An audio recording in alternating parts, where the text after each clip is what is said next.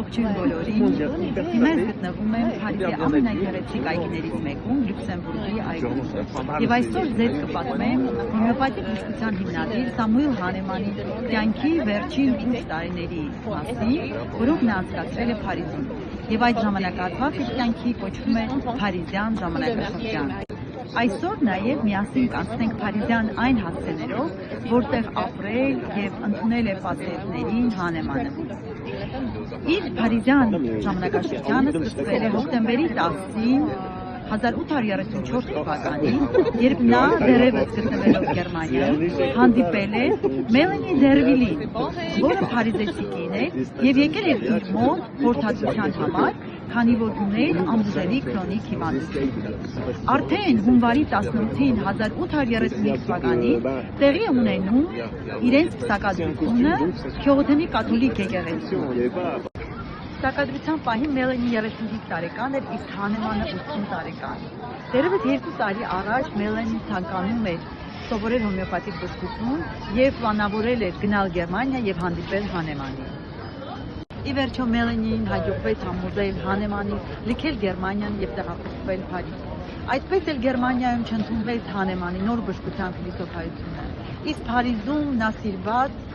և հարգված ուսուցիչ էր ֆրանսիացի հոմեոպաթների շրջանակում։ Հունիսի 7-ին 1835 թվականին Հանեմանը և Մելանին լքեցին Քյոթենի քաղաքը։ Հատկանշական մի փաստ Քյոթենի բնակչությունը կանգնել էր Հանեմանի կառքի առջև և թույլ չէր տալի, որ նա լքեր քաղաքը։ 1835 թվականի հունիսի 21-ին Սամուել Հանեմանը և Մելանին հասան Փարիզ։ Սամուել Հանեմանի առաջին բնակության վայրը Փարիզում դա Սենտպեր 26 հատկով գտնվող բնակարանն էր, որը պատկանում էր իր կնոջը Մելանին։ 3 շաբաթ անց նրանք տեղափոխվեցին Լյուքսեմբուրգի այգուն հարակից Մադամ Յոթ հասցեով տեղակայված բնակարանը, ներկայիս Մադամ 57։ 1836 թվականի հոկտեմբերին կամ էլ 1837 թվականի հունիսին Մելանին և Սամուել Հանեմանը տեղափոխվում են իրենց վերջին կեցության վայրը Փարիզում, որը գտնվում էր Միլանի 1 հասցեով։ Հենց այս տանը Սամուել Հանեմանը կնքում է իր մահկանացուն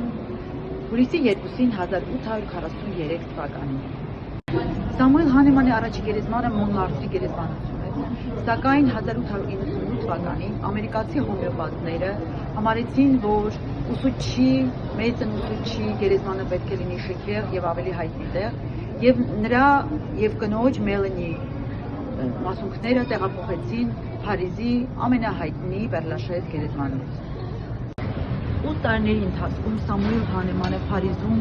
բուժել է հազարավոր մարդկանց։ Նրանց մեջ և թագավորական ընտանիքի անդամներն են, և պարզ, հասարակ և շատ աղքատ մարդիկ։ Եվ մահանալուց առաջ ըստ Մելանիի վկայության իր վերջի խոսքերն էին.